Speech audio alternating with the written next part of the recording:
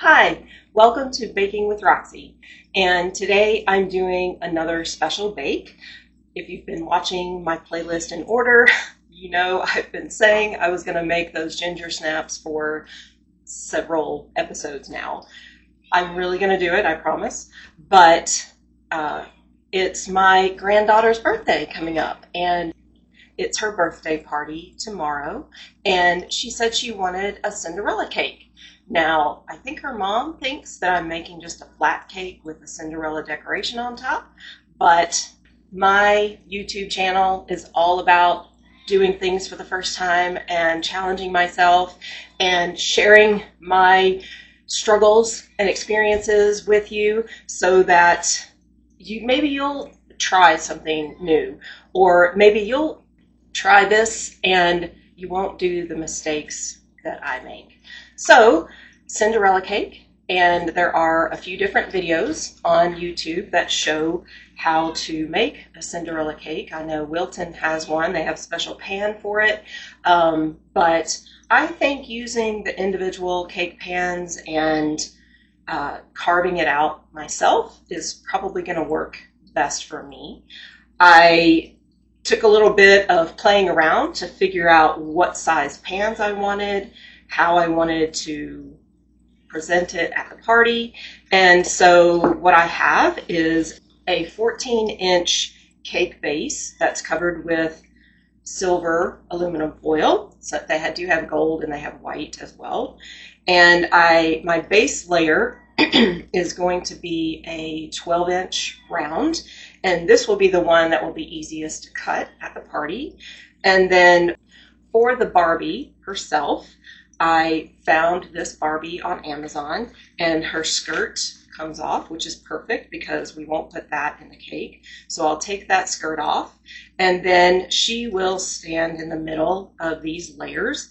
It took me a little bit of working and thinking about how it would look to figure out what size cake pans I wanted to use. So I decided on a 7-inch round, 6, 4, and then I have this 4-inch hemisphere, and I probably won't do this entire 4-inch layer, maybe a little bit smaller, maybe just part of this. I'll figure it out as I go along. Either way, I'll have to do a little bit of carving, and I want the top of the skirt to be right at her waist. So it's going to be maybe slightly taller than she is, or depending on how much of this I use, maybe it'll be perfect. So either way, I'll make it work out. Now, as to the cake flavor, my granddaughter actually asked for vanilla. She's a big strawberry fan, so I figured she'd say strawberry, but no, she wanted vanilla. And she and her mom both love sprinkles, so she didn't mention it, but I decided that I'm going to add sprinkles to this vanilla cake, and they're blue because Cinderella's dress will be blue, so that'll be a little surprise for both of them.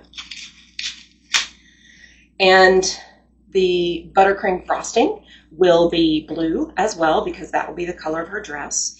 And thinking about artificial colors and natural colors, and I wanted to try some natural food coloring. Now, blue is very difficult to get from nature. Very little natural flowers or fruits or anything are a pure blue. Even blueberries will make a purple color, not blue.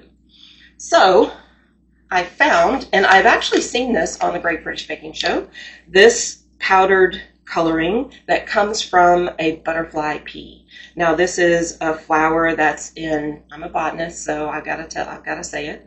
It's in the Fabaceae family, which is the pea or the legume family, and it's supposed to make a really nice blue. So hopefully this will work out. I do have some artificial blue food coloring that I can use separately or together, or we'll just give it a try and see what happens. As to the cake recipe, if you've seen my videos, you'll know that I am a big fan of Bake from Scratch magazine, and their recipes are always very well described and written. And I have been attending a baking school on Monday nights. You can join that as well. It's a Monday night on Zoom where you just watch them bake an item or two every week. It's a lot of fun, and I've been learning. I've only done it a few times, but when I started searching for the vanilla cake I wanted to use, I found that Bake From Scratch magazine had a baking school on what they called a very vanilla layer cake. Now, I missed that class, but I'm going to use their recipe. Now, apparently, during the baking school, they not only taught them how to make this very vanilla cake that has vanilla sponge, vanilla custard, and a vanilla buttercream, but they also taught them how to make their own vanilla extract, vanilla bean paste, vanilla sugar, which I've only ever heard of from British recipes, and something called vanilla powder, which is new to me. All of those ingredients that go into this cake can be replaced with vanilla extract and vanilla bean paste. And since I don't have vanilla sugar or vanilla powder, I'm just going to use vanilla extract, vanilla bean paste. So I think it will be amazing. And also, rather than the vanilla custard, I am going to add a strawberry filling or a strawberry buttercream on the inside because, again, my granddaughter loves strawberries. It's strawberry season. I have picked a ton, well, not quite a ton, but a lot of strawberries from our strawberry plant, and I thought it would be a fun addition with some fresh strawberries from Nana's garden. So let's get started. The oven is preheating to 350 degrees Fahrenheit, and I want to prepare the cake pans before I start making the cake batter. So for the little hemisphere, I'm just going to spray that with some baking spray with flour, and in the oven, I'll place this in this ramekin so that it will stay relatively level in the oven and bake level. I can always cut it and adjust it later, but I want it to be as level as possible. Now for the other cake pans, of course, I'm using parchment paper and baking spray. I don't have pre-made rounds for any of these, so I'll just have to make them myself.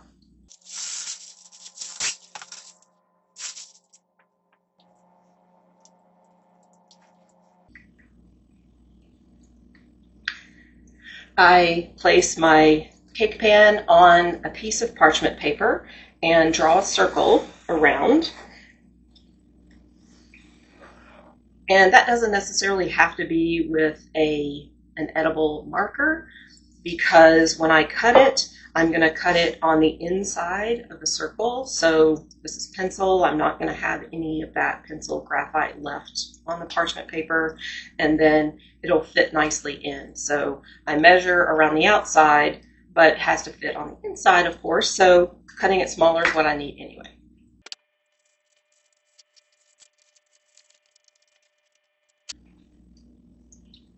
Here's my baking spray with flour. I'm going to put that definitely in the corners. Actually, on their recipe instructions, they only mention using this. But I like to be a little more cautious. Okay, so just a little bit in the middle. So that it will stick. A little bit more baking spray.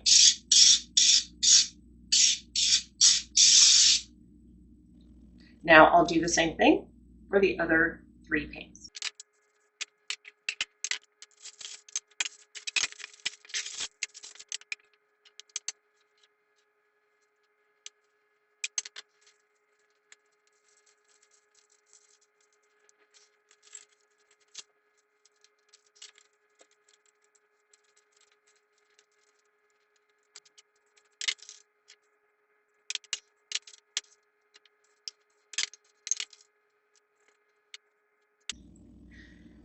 Okay, so I'm going to make the cake now, and the recipe is for 2 8-inch layers, and obviously I need more than that. So I'm going to double the recipe that is in the Bake from Scratch magazine. I need to start by beating the butter and sugar together to a creamy state. Very common, obviously, for a cake. And it always calls for room temperature butter. And I was recently on vacation and spent a lot of time watching different YouTube videos of people doing cakes and royal icing, things like that. And what I discovered was, well, several things. Number one is that everybody really does things differently, a lot of times for different reasons, and you sort of just have to figure out what works for you. Now, pretty much everybody says to have your eggs and your butter, your sour cream, milk, things like that at room temperature because they will blend together much better. One video I was watching said room temperature means 75 degrees. So I just measured the temperature of my butter that has been sitting out for about an hour, and it's still at about 60 degrees Fahrenheit. So I'm still going to go ahead and put them in a bowl and then put them in the microwave just for maybe 20 seconds, 10, 15, 20 seconds to make sure they're nice and soft so that they will blend very easily. For double the recipe, I need 3 sticks or 340 grams of butter. I'm using salted.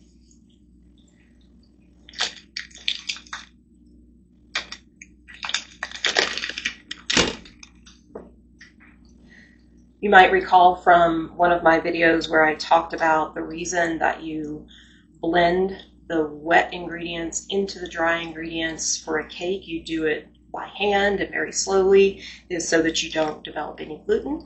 Well, I think that's partially the case, but one of the videos I was watching said that another reason is you don't want to whip in too much air because it could dry out the cake. Now that confuses me a bit because we whip up the butter and sugar to get air in it. Yeah, so I don't know. I'm not too sure about that.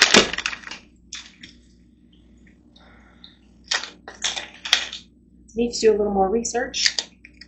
Obviously, if someone knows, please let me know.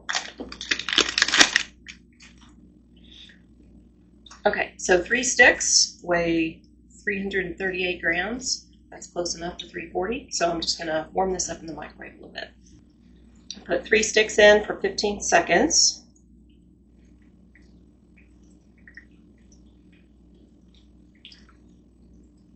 That's about 68 degrees Fahrenheit. I broke up the sticks and I'm going to put them back for just like 5 seconds.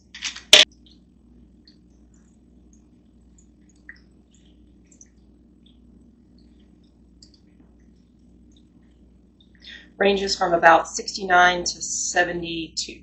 So I'm going to go with it. I'm adding this to the bowl of my stand mixer because I'm going to mix it with the paddle attachment. So 3 sticks of butter, approximately 340 grams. To the butter, I'll add 800 grams of white granulated sugar.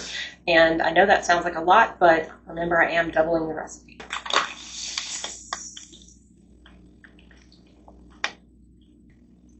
The next ingredient is a cup of vanilla sugar, and vanilla sugar is just white granulated sugar plus vanilla beans that you scrape, or the filling of a vanilla bean that you scrape out, and I don't have any of that, so I actually already added that amount of sugar to my total amount of white granulated sugar that I need, so I'll just add a little bit more of the vanilla extract later. Now I need half a cup or 112 grams of what they call a neutral oil, so vegetable oil, avocado oil, something like that.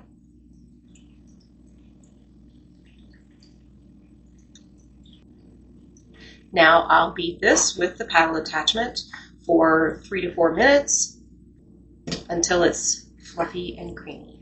So here again, you're making it fluffy, you're adding air. Scrape the sides partway through.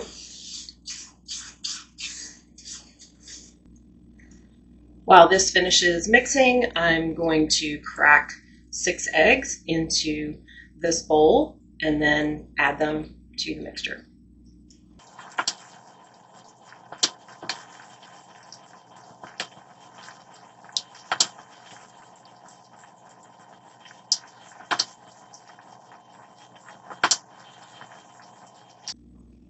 Now I'll add the eggs one at a time.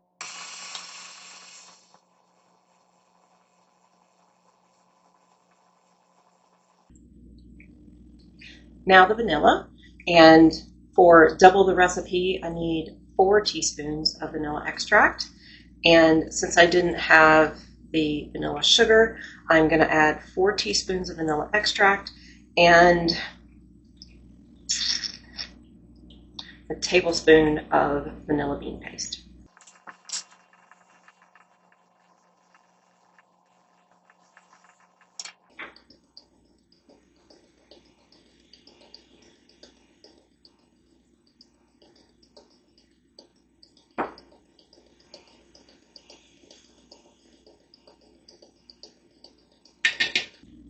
In a separate bowl, I'll mix the dry ingredients, and the first ingredient is unbleached cake flour. I only have bleached. This is the only cake flour I ever see in the grocery store. It's Pillsbury, and I'm not sure I have quite enough anyway, so I'll probably have to add some all-purpose flour, and I don't think that's really a big deal because cake flour only has slightly less protein or gluten potential than all-purpose flour. Now, if you're in the UK, I know that their all-purpose or plain flour has more gluten than our all-purpose flour does. So using cake flour might be important for them, although I think it's difficult for them to find. So anyway, I'm using whatever cake flour I have, and then the rest will be all-purpose flour.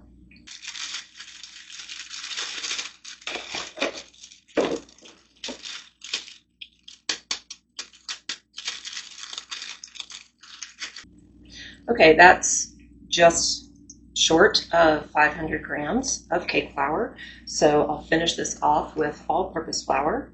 And so it'll be what, less than a third all-purpose flour. 2 tablespoons of baking powder. My scale reads that at 26 grams. The recipe calls it 30. Not that different. I'll add just a little bit more. Since I use salted butter, I'm just going to use 1 teaspoon of salt rather than the 1.5 that this double recipe would need. Whisk. Now I need to add the dry ingredients slowly to the wet ingredients, alternately with 2 cups of milk. Now it calls for whole milk. I only have 2%, and whole milk is only about 3 to 4% fat, where 2% milk is 2%. And so it's not that much more fat in whole milk, and the fat is what is important. So I'm just going to add, I don't have enough whipping cream. What little I have, I need to save for the frosting. So I'm just going to add a little bit of sour cream.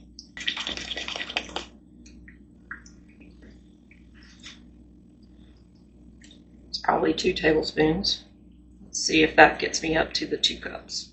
No, I don't think so, but I'll bring this up to 2 cups, and that will be what I add.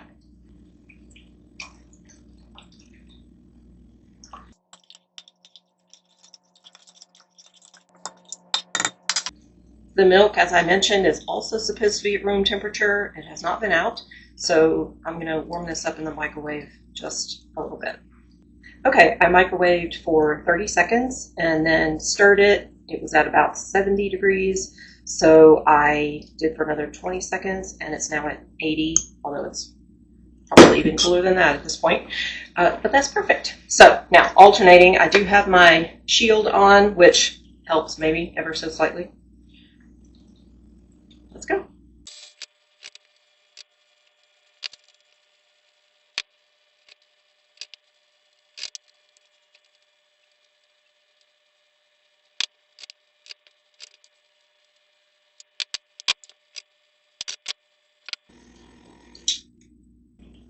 The shield worked pretty well that time, but I don't want to overmix it, and it's getting pretty full. So I'm going to pull the paddle attachment out and finish mixing this by hand.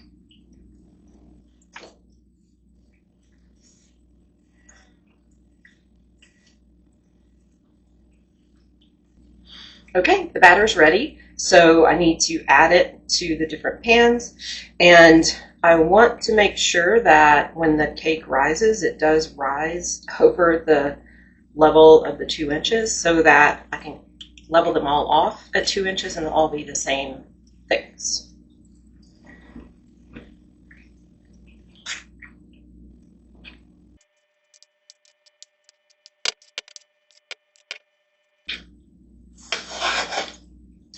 I'm leveling them with an offset spatula.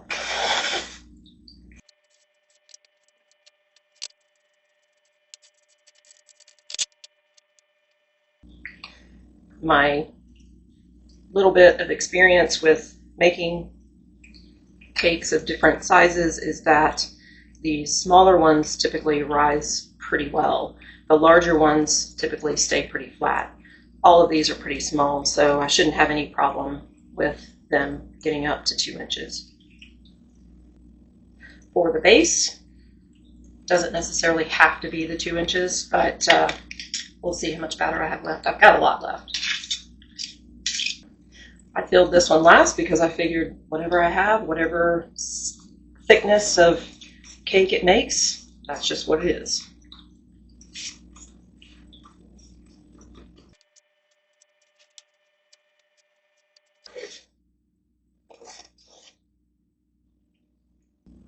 Now it says to tap these by lifting them and dropping them just a little bit, a few times, to release any air bubbles.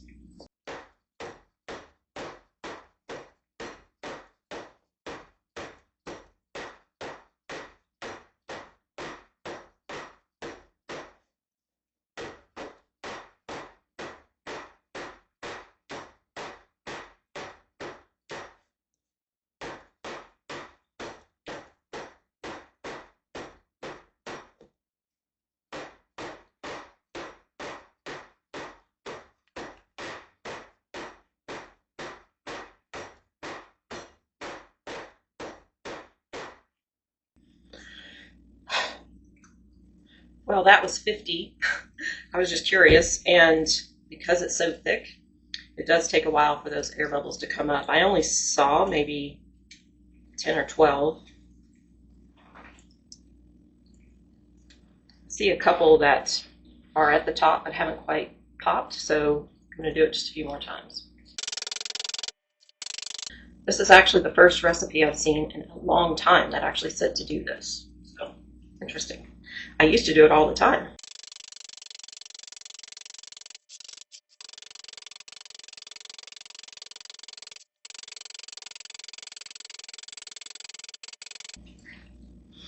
Now, why do we do this? I'm not 100% sure. As I said, I missed that baking school. And my guess is that it will help the cake bake more evenly.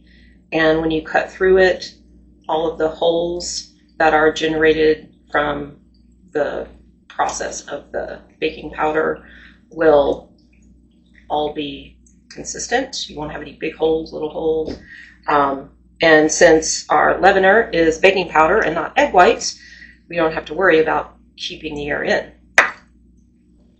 Okay, so these will go into the 350 degree Fahrenheit oven, and I checked the temperature with my internal oven thermometer because when the preheat cycle goes off, it's not at 350, it's only at about 250.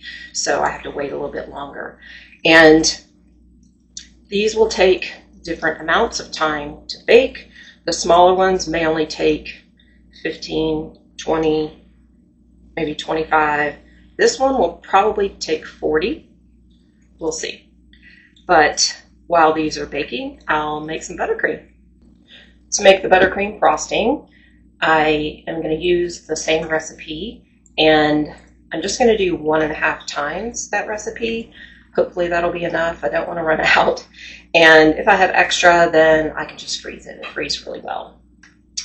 So it's for 1.5 times the recipe. I need 4.5 cups of unsalted butter, and I have 6 sticks of unsalted butter, 3 sticks of salted butter. These have been sitting out, but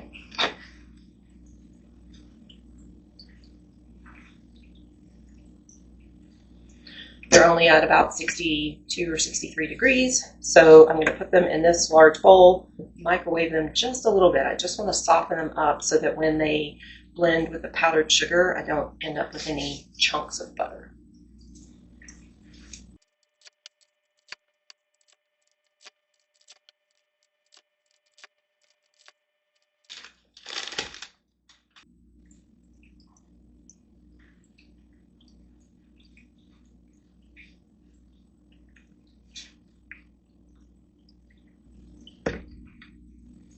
$73, so that'll be perfect. I'm going to add this to the bowl of my stand mixer, and it should weigh out to about 1,021 grams, according to the recipe.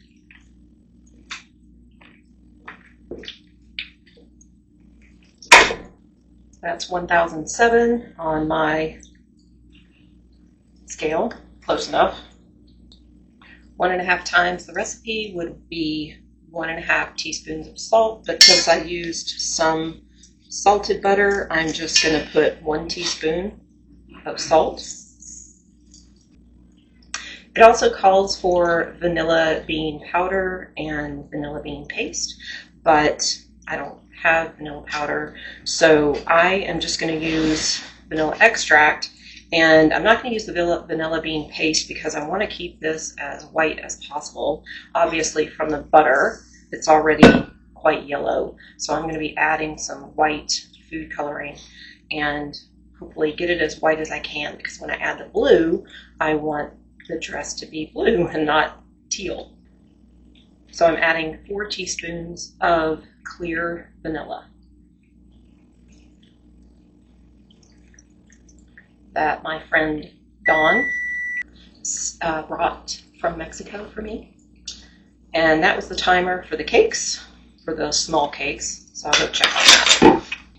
That was only 10 minutes, so wasn't really expecting them to be ready, and they're not. They're very loose. I'm going to blend this until creamy. To this, I'm going to go ahead and add some white food coloring. This is called bright white, and I'll probably add at least a tablespoon.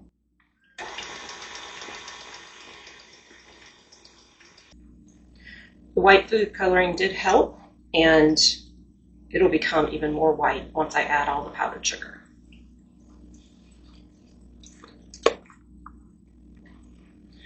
I need 1,080 grams of powdered sugar, which is just a little bit more than 2 pounds. I'm going to sift it because I want to try to keep my buttercream very, very smooth, and I'm only going to mix it on low, again, to keep it really smooth and try not to incorporate too much air.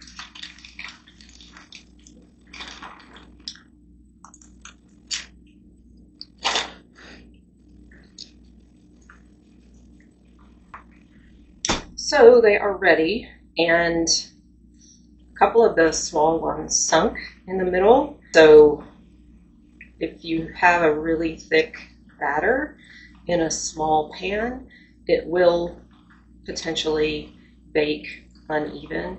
So the center will do that. So I'll figure out what to do with it when I start assembling. This is the 4-inch hemisphere. It didn't sink too bad. The 6-inch also sunk. So these are smaller than the 8-inch that were called for in the recipe, maybe that's why. And that makes sense when you see the large one that didn't. I mean, it's a little sunken in the middle, but not too bad. They're all done at the same time though, which is really weird. The 7-inch is actually still baking. This is the 7-inch. It also sunk in the middle, and there are other reasons why that might have happened. Air bubbles, apparently, and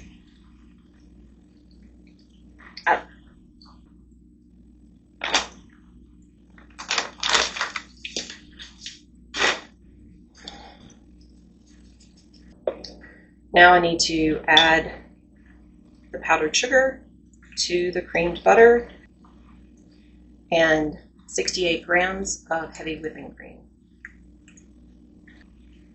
With the mixer on slow, I'm going to add the powdered sugar.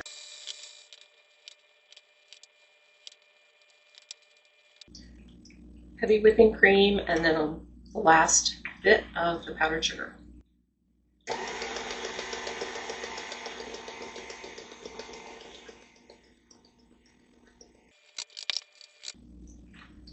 So that's all of the ingredients from the recipe, and now I need to decide if the thickness is what I want, and definitely for covering the base layer, which will basically be the floor that she's standing on, this is perfect. It's not too thick, not too runny,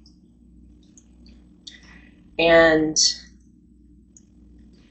I'll probably have to thicken it up a little bit more when I do the ruffles on her dress, but I'm going to pull out some of the icing and put it in a separate container to save for that bottom layer and the ruffles, and I'm going to work on getting the blue color that I want for her dress.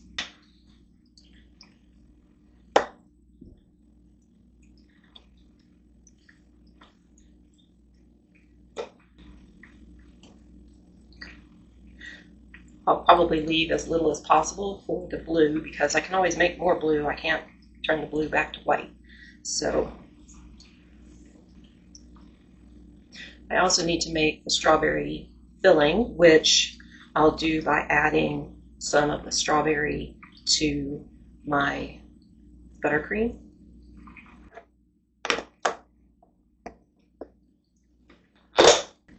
So I'll just set this aside while I color the blue icing.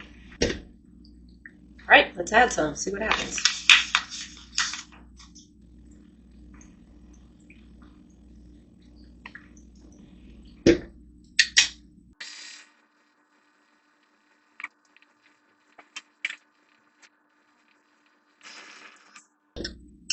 That's a nice blue. It's kind of a periwinkle blue, but that's a good start.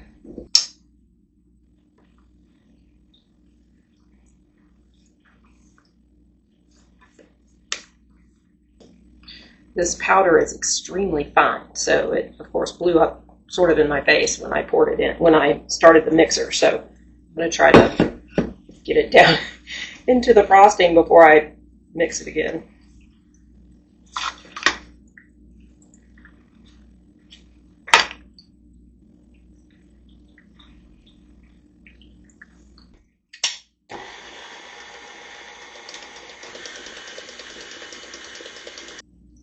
So it's still a periwinkle blue, and it's not too far off from maybe some of the sparkles on here. But I think it's a little too purple to go with this because remember the skirt's going to come off. So I'm going to add some electric blue and see if I can get it a little more Cinderella blue.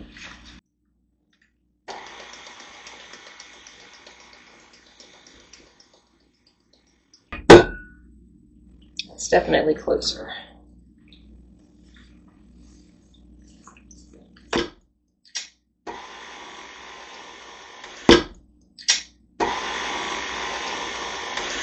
Will you come check out this blue, please? With you, baby. Don't look at the dress because she'll just have this part on. Do I need more of this? You look for the corset color? Yeah, I mean, this will come off. Actually, it matches her underwear. Yeah. No, it's kind of close. Pretty close. I think that the mirror effect of that kind of throws you off. Yeah. So I think you're pretty close. Pretty close to her eye color. Yep. Thank you. Welcome.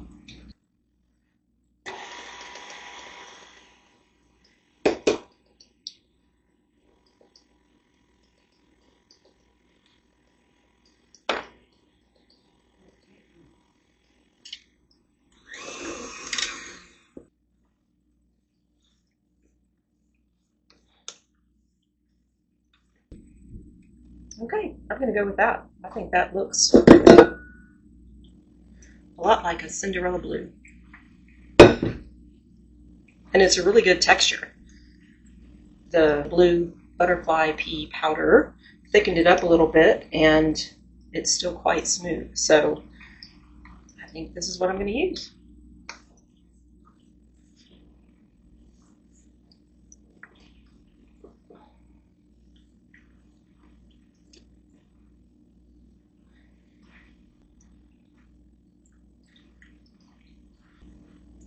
Okay, let me see what I can do with these cakes. Now, Cinderella needs to go down the middle, and so I need a hole in the middle anyway. So the fact that some of them sunk in the middle might not be the end of the world. I have this round cookie cutter set.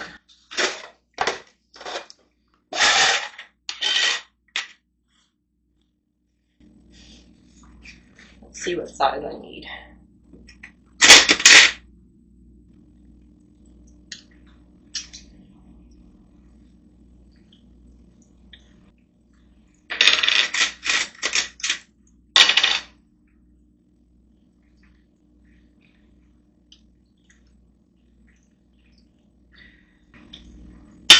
Okay, I think I'll go with the one that is 6 centimeters or 2.3 inches round. Can easily put her down in through. Of course, I want that right in the middle. First, I need to cut away some of this extra.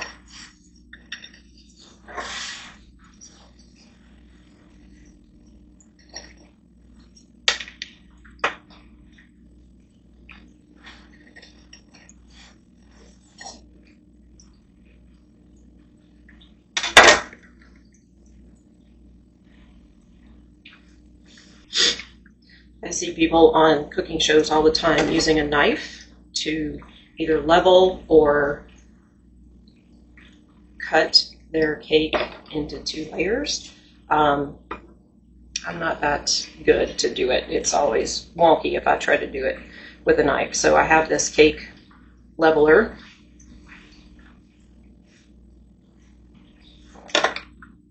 Looks like that. And I can set it at different heights.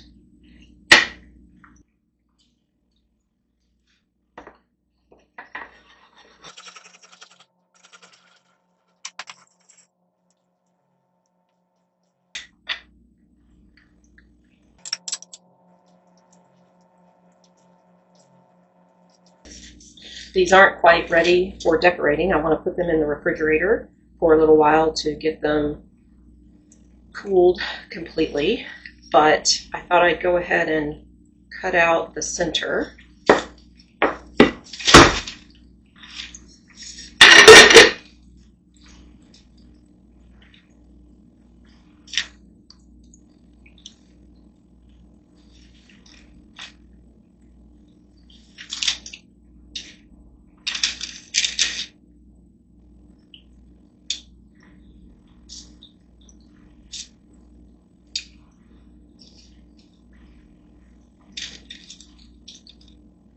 That's good.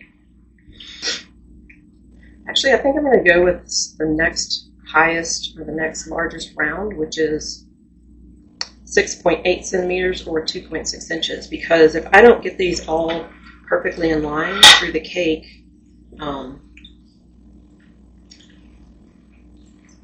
I want to have a little wiggle room so that I can get her in there.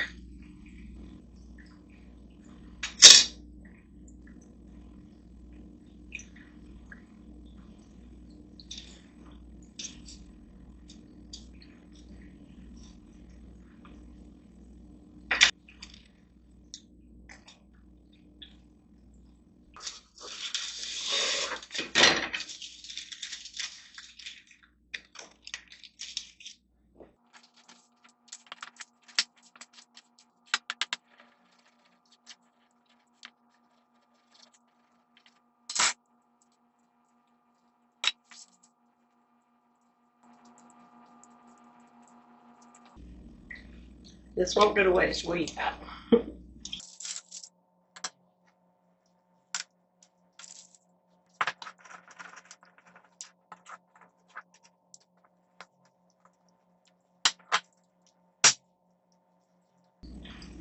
That's why I use parchment paper. Because if you don't, you end up with some left.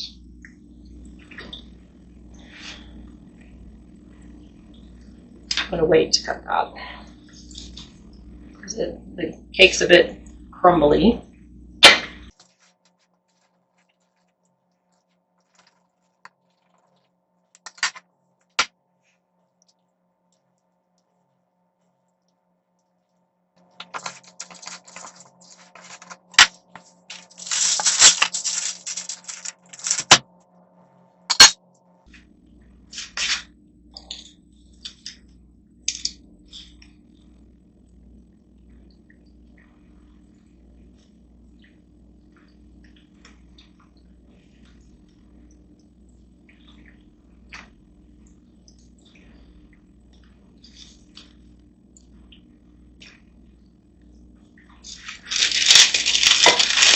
Some people might stop if they had all these little disasters, but not me. I'll fix it later.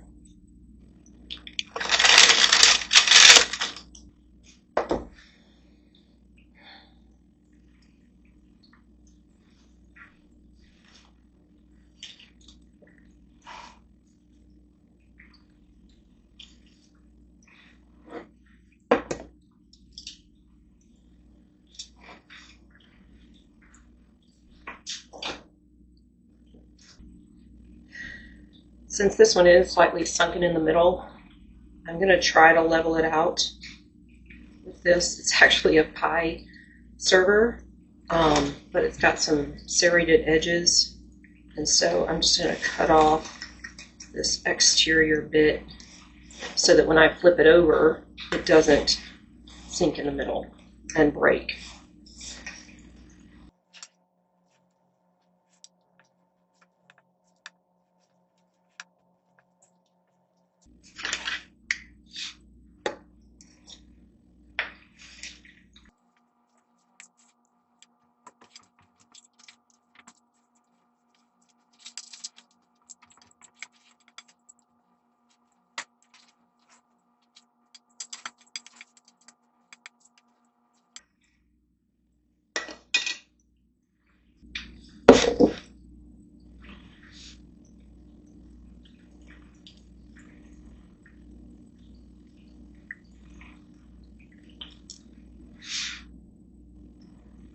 Just feeling with my fingers to make sure it's pretty well centered before I flip it.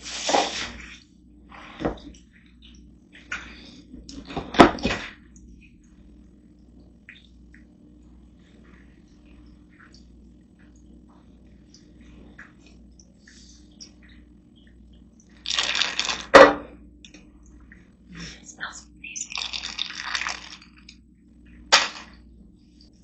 Since this is the first layer that I want to frost, I'm going to go ahead and put a crumb coat on it and then put it in the freezer so it's nice and hard before I start the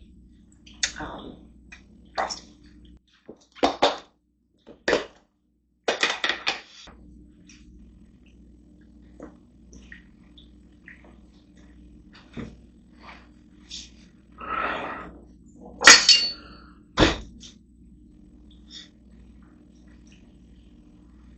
So a crumb coat just means that I'm putting a very thin layer of frosting on that basically glues the crumbs together, and then when it freezes, it's hard and the crumbs won't come off when I try to frost it.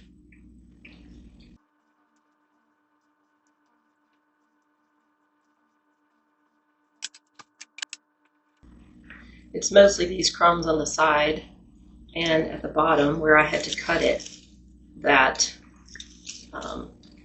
want to get into your frosting. So if I can get them pasted down with this frosting and then frozen, then I won't have to worry about them when I'm doing my top coat.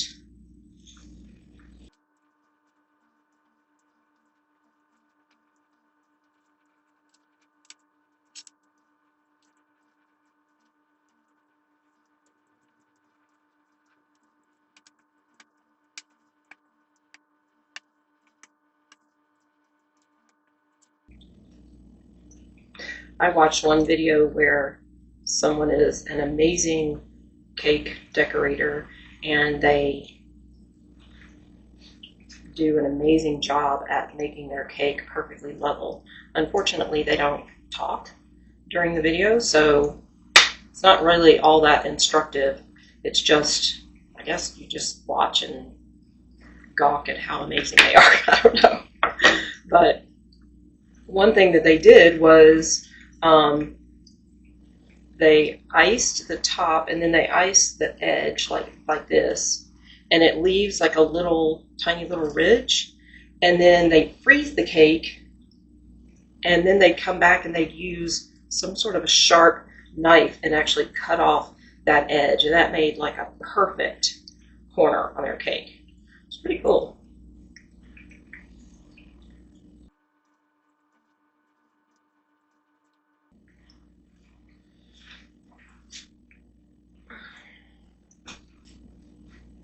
Just going to clean off this edge with the offset spatula in a slightly wet paper towel.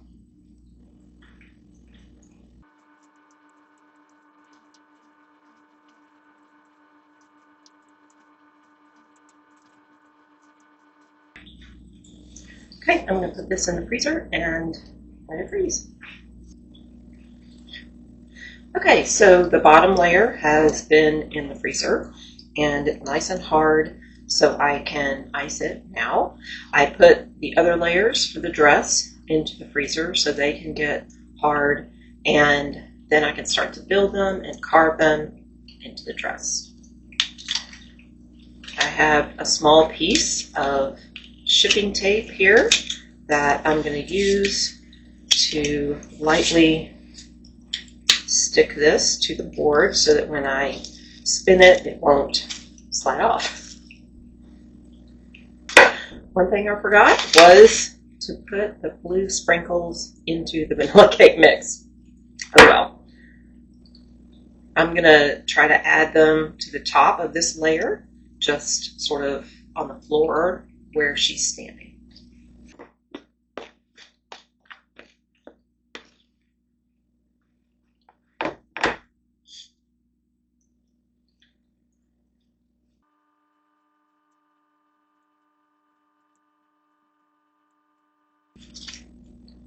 Also, I had mentioned that I was going to try to make a strawberry filling, but I've decided that I'm not going to do that because I don't really know where I put it. I don't want to put it in the carved dress because that will cause all sorts of nightmares for trying to keep that together. It just seems anything you put with strawberry is just too slippery. And I can't really put it on this layer because if she's standing here, then it would only be underneath the dress. It's just not that much. So I figured I'm not going to bother with that because it's not really going to have much of an impact. So I will find other ways to use that strawberry. I can make some ice cream. I've made a strawberry sorbet before with fresh strawberries, and Yeah, you can do lots of things.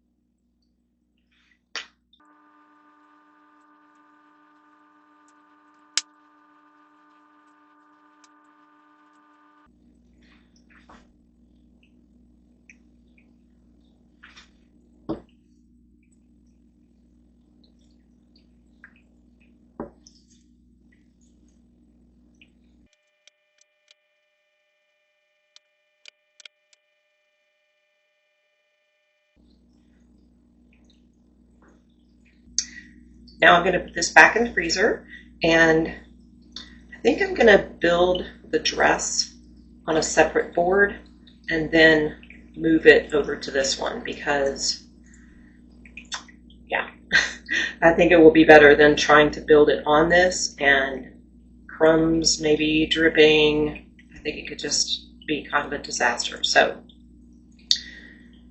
as soon as the dress layers are frozen, I will start building those.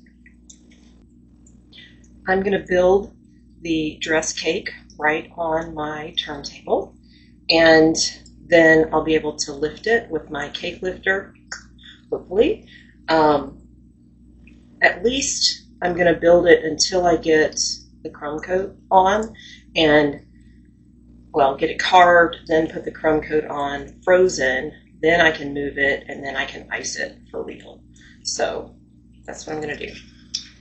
Now, this is where I need to do a little bit of repair.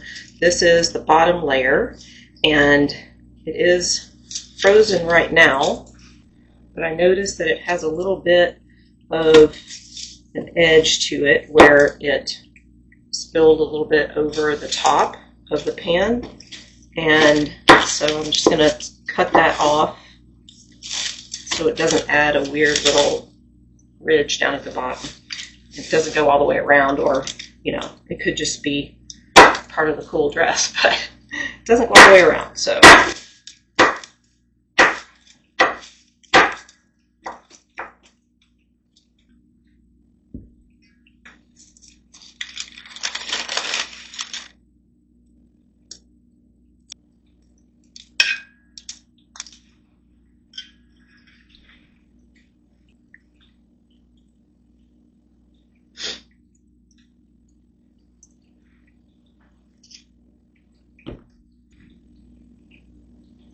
since I have so much blue, I'm going to use this as the frosting in between the layers.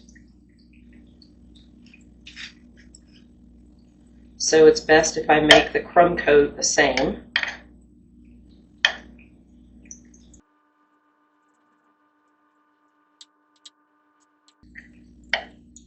There is a bit of crumb pasting that I need to do on the inside because where I cut them with the cutter, a lot of cake crumbs came up.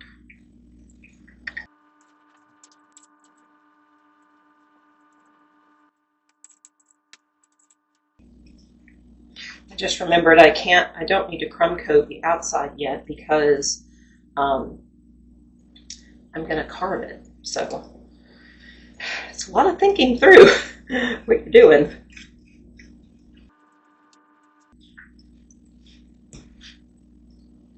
So I do need to go ahead and put the filling in.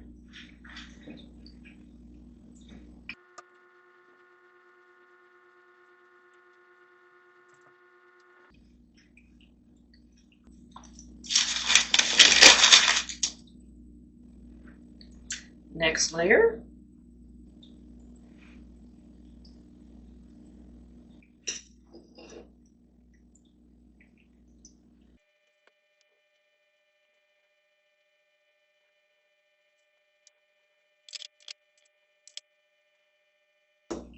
I mentioned that I watched a couple of videos on making a Cinderella cake like this, and again, they just don't go over everything. So you have to figure things out yourself. And one of those is making this little center column where she's going to stand, and I'm just sort of forming it with some frosting.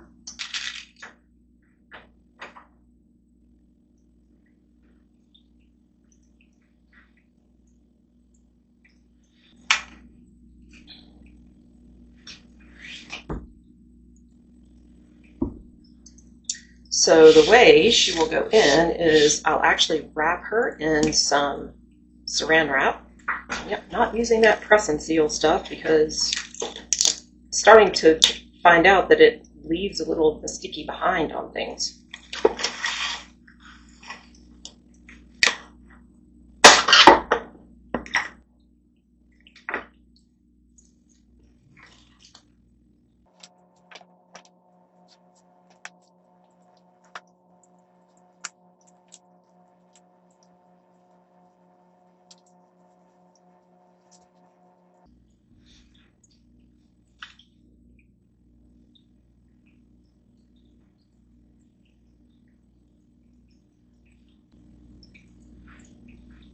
May not even need that layer. What if I put this one on? Let me try to make a hole in this. I'm going to use the one size smaller just because if I need to dig out more, I can.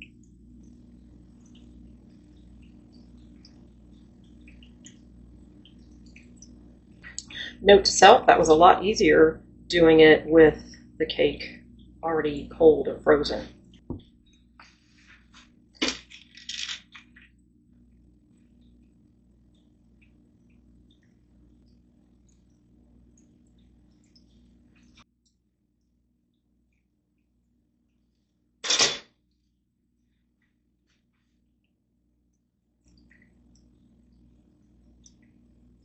Well, I definitely need about half of that other ring. So I'm going to use my cake cutter.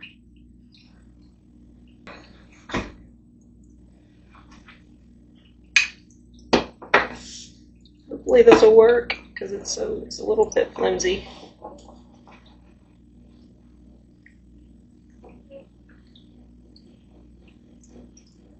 Figured once I got it started, it should be okay.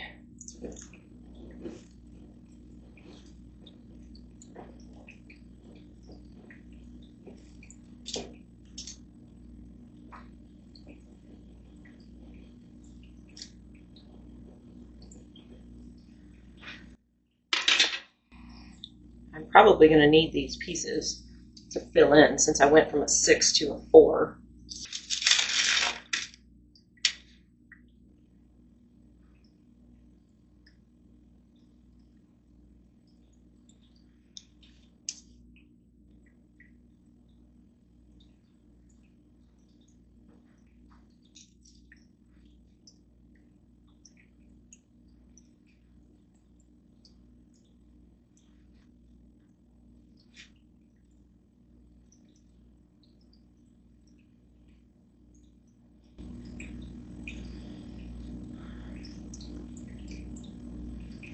Maybe just a slight bit off the top.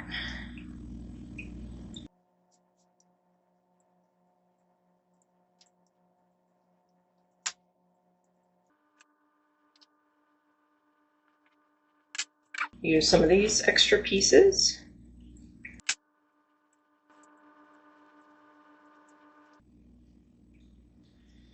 Okay, let me get this part glued in. Then I think I'm going to try to add a little bit more.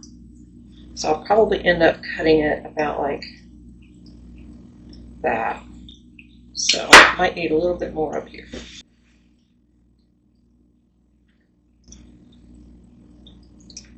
Maybe I could just do it with frosting.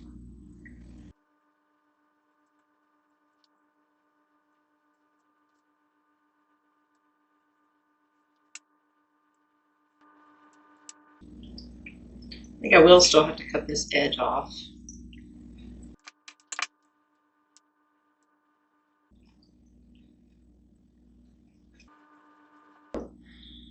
You know, one other thing that makes it different from the way they're showing it in their videos is that they're using structural cake. So structural cake is really dense. I've never made it myself, so I don't exactly know what it is made of, but you know, I think they make those structural cakes not for eating, but just for show.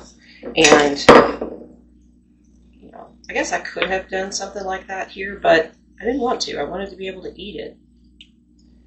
Seems like a waste to make a cake that you can't eat.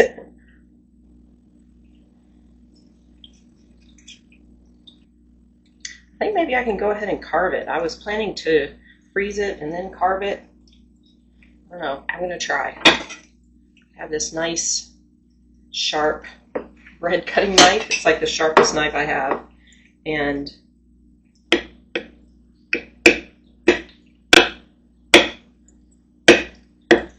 I don't know what kind of knife they were using on the video.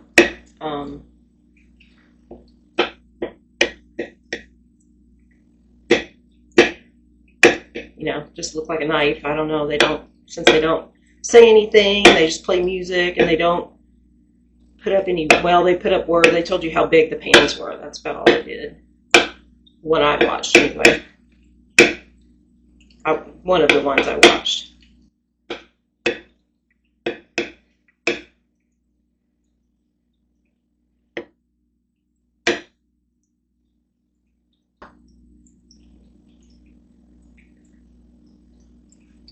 I'm basically cutting off this top edge of each layer. Here's where it gets a little messy because it's coming apart, but just put it back together. Maybe I don't have to do it all the way around, just where it's sticking out.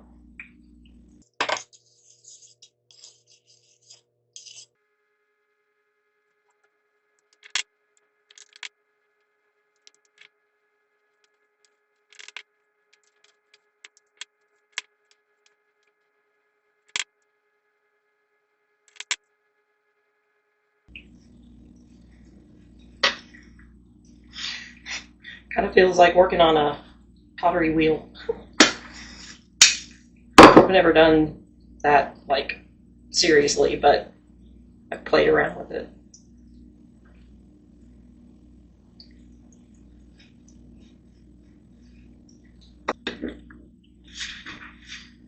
I'm just adding some more at the bottom so that it sticks out a little bit, so that it's not, doesn't look like a straight up side to a cake layer.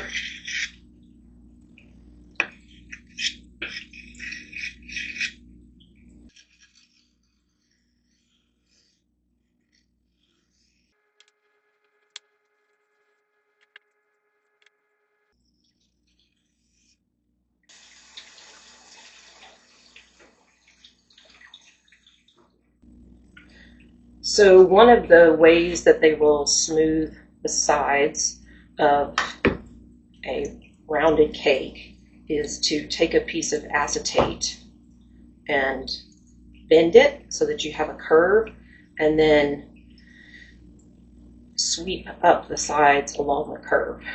And I've seen that on some of the baking championship shows in America, and they did do it on this video that I watched. So I'm going to try it now so that I can maybe work out the kinks before I get to the final frosting layer. This is acetate, which when I ordered it, they call it cake color because it's what you'll use when you make an entremet. You'll encircle inside your pan with it and basically building a wall so that you can put in a layer of cake, a layer of pudding, a layer of gel, a layer of mousse, all these layers. Freeze it, and it number one, the cake color, you can build up the cake beyond the edges of the cake pan, and then freeze it flip it over, cover it with some mirror glaze, and you have an entremet. It seemed like the most practical way for me to buy acetate because I can also use this for that.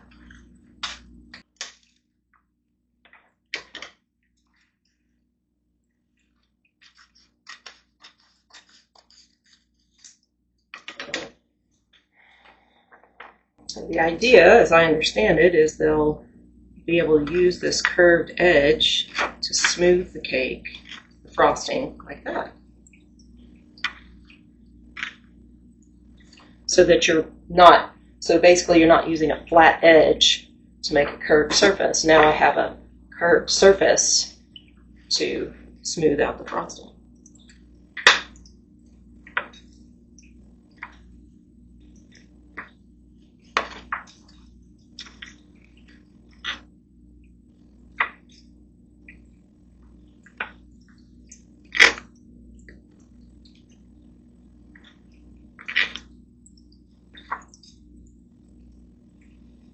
Works pretty well.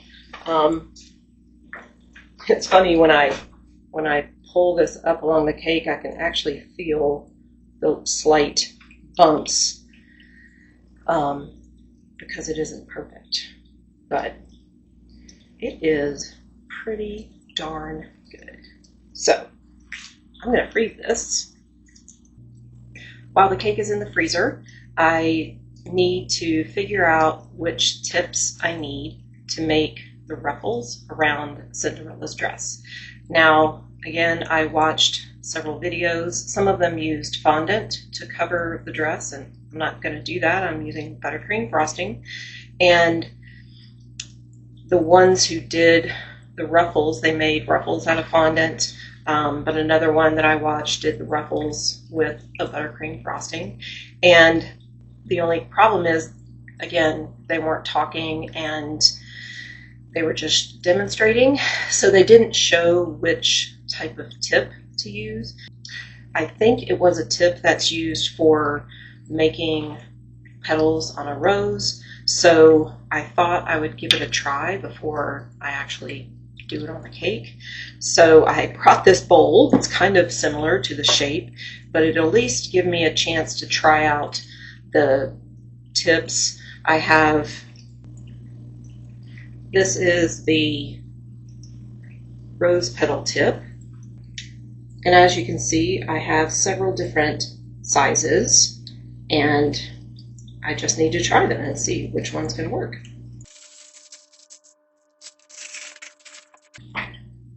By doing this test on the bottom of a clean bowl, I can put the frosting back in and use it for the cake.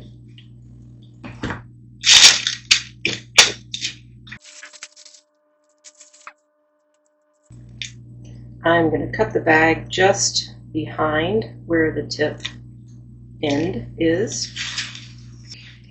One thing is, I don't even know if I'm supposed to have this end up or this end, so I'm going to try it both ways.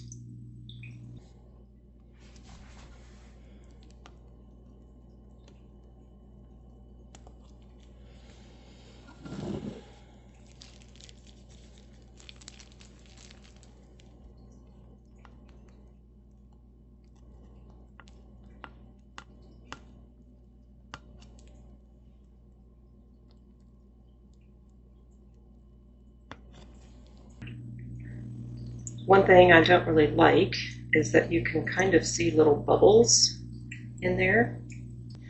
The idea is that if the Barbie is here, I can make the ruffles go way down.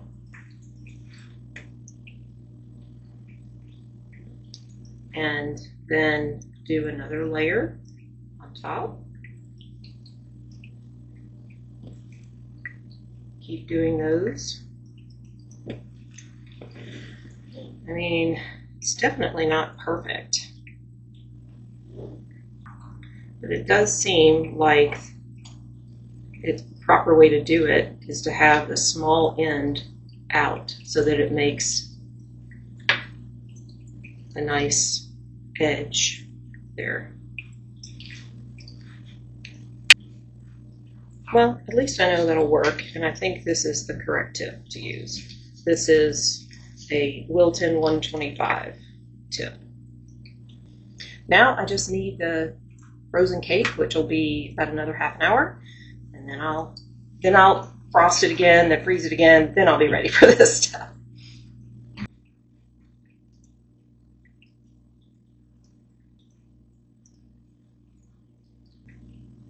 Since I don't have this in its final location, I don't think I can put Barbie in yet, because I thought that I might put her in now because I need to make the transition between the cake and her waist, which is right there. But I think I'll have to do it after I put it on the other cake, because I don't think if I try to ice this, build this, and transfer it all, that's not going to work, because, you know, this is not a flat, stable thing. It's pretty frozen at this point. I guess I could go ahead and put it on the cake at this point, since there's not going to be any more crumbs. That's what I'm going to do. So many things to think about.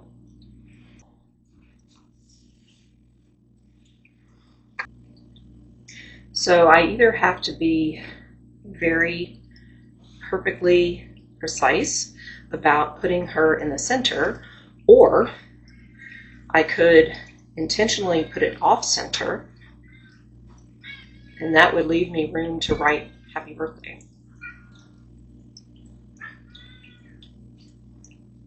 I have this 6-inch cake collar that I can use to figure out where I want to put it. I think I will do it slightly offset.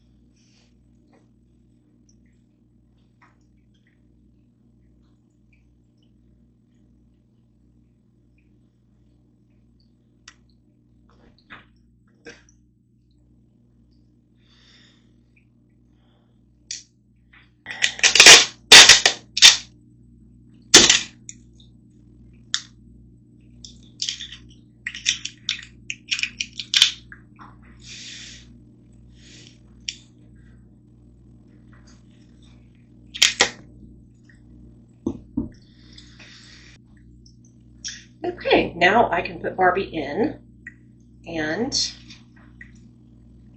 build the connection between her and the dress.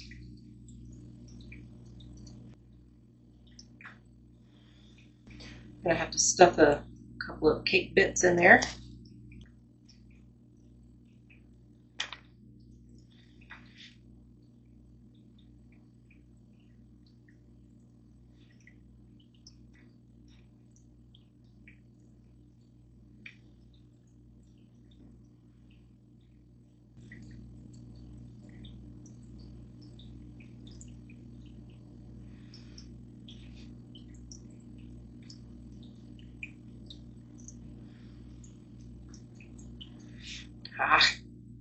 I'm really trying to do it without getting cake all over the frosting.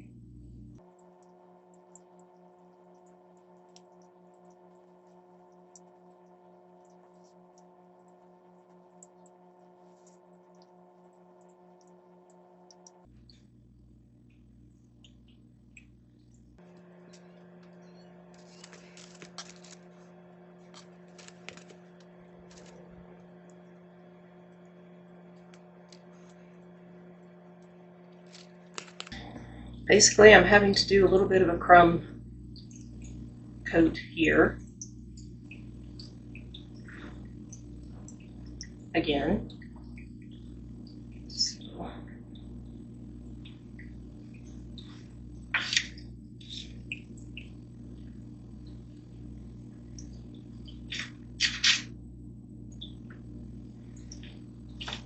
I'm not on a competition show, so I don't have to do this in 2 hours. So I'm just gonna do it and freeze it many times as I need to.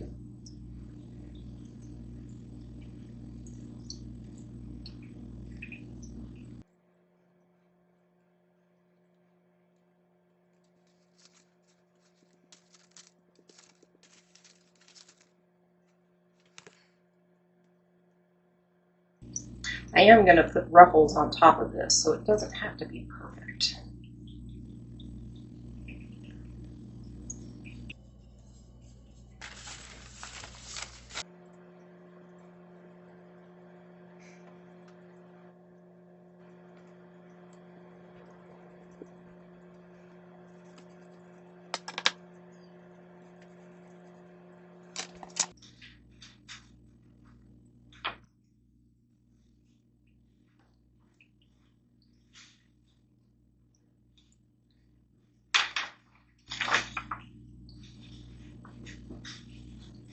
This works. I just wish the acetate were a little more stiff. It's a little too bendy. That's my dog's name, Bendy. One of my dogs. The other one is Sheila.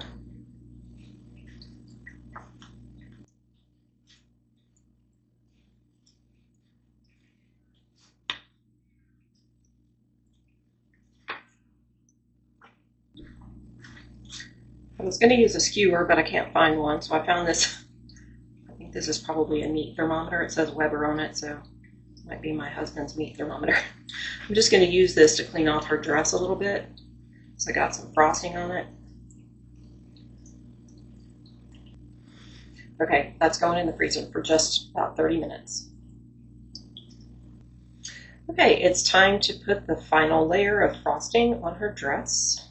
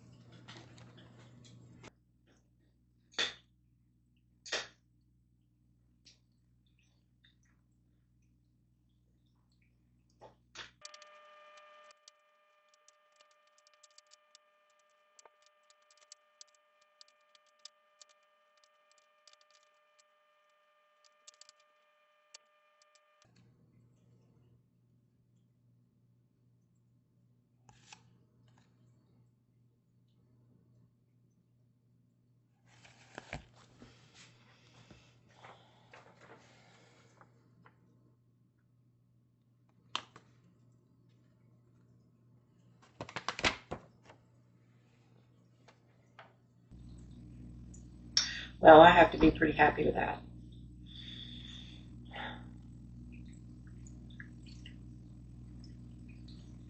Okay, now the really hardest part is the ruffles. I'm always terrified to start these things, these parts that can be really difficult.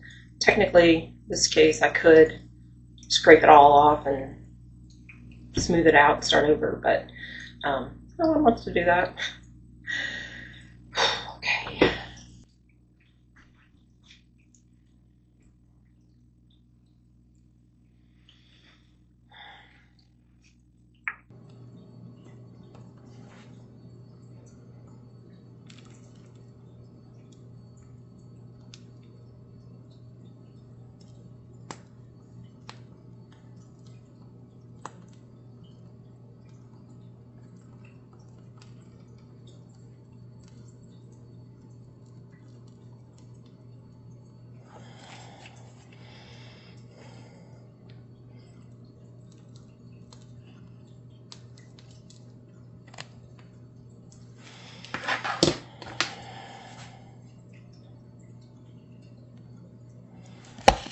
I'm not scraping it all off, but I am scraping off this bit.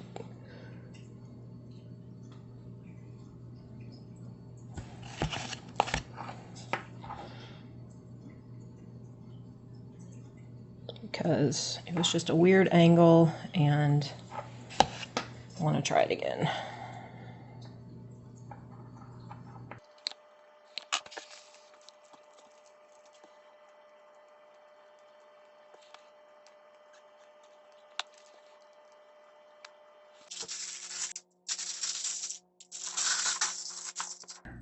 I want to put a white ruffle in, so I'm using the same tip.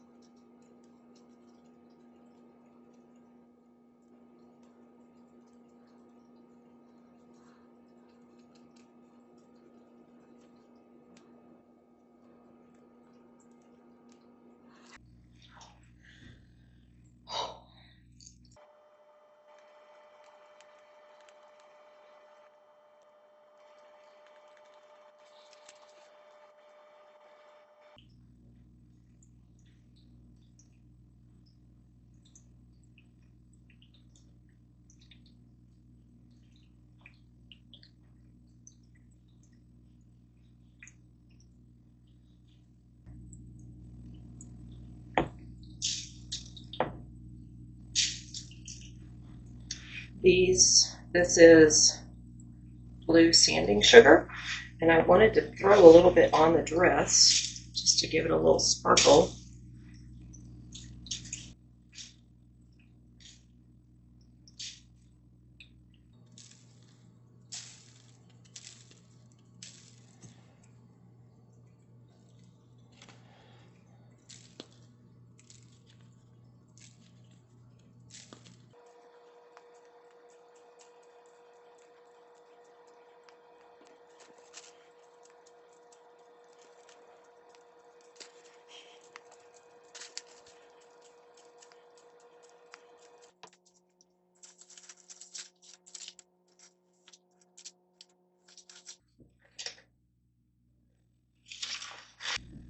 Well, a little bit ended up on the cake and on the floor. I was planning to put sprinkles on there anyway. Okay, I'm going to put a ruffle down around the bottom of the dress in white. That will make the transition.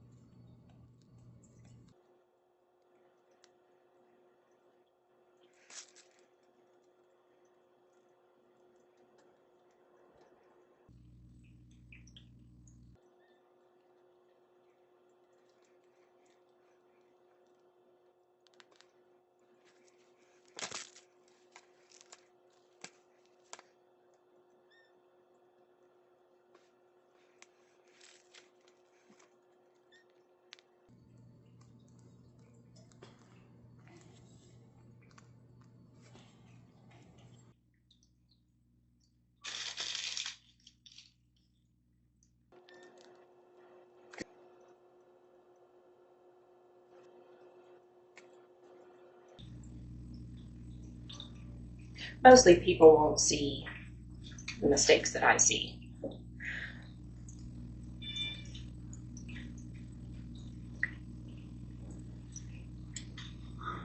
Oh, that looks very nice.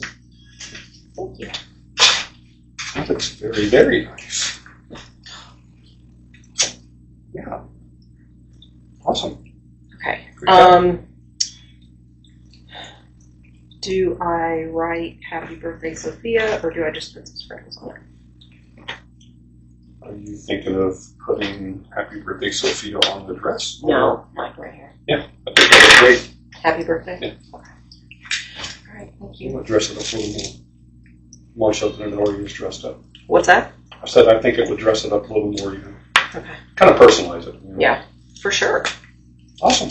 Great job. Thank you.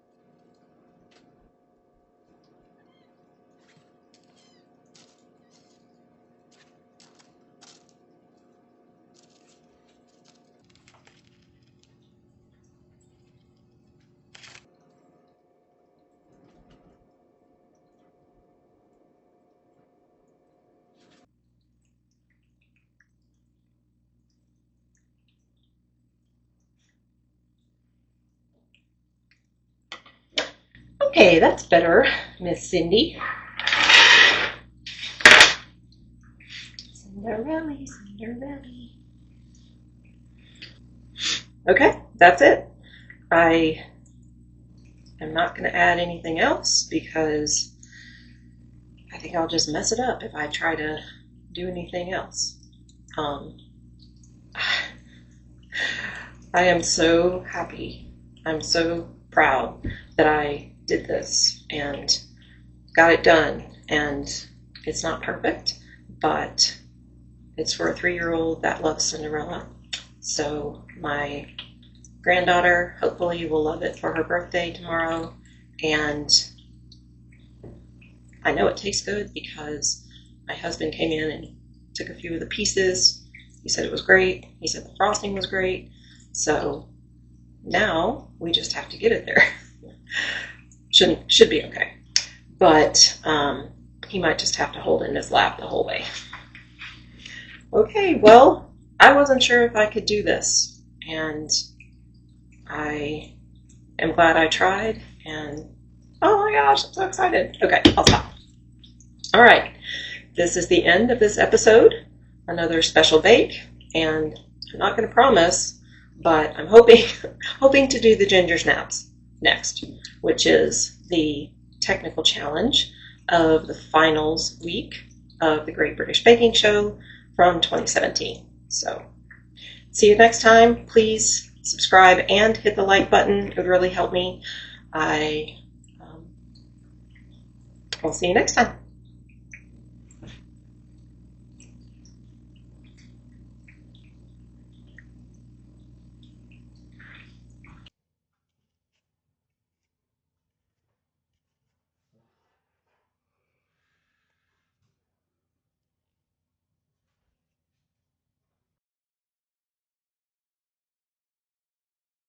One of those are.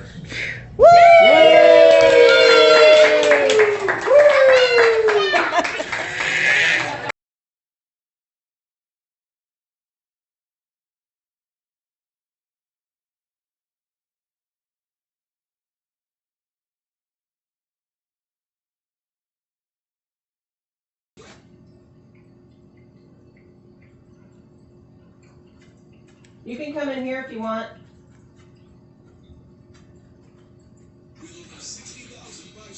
What are you watching? It's one with Sheldon's wedding.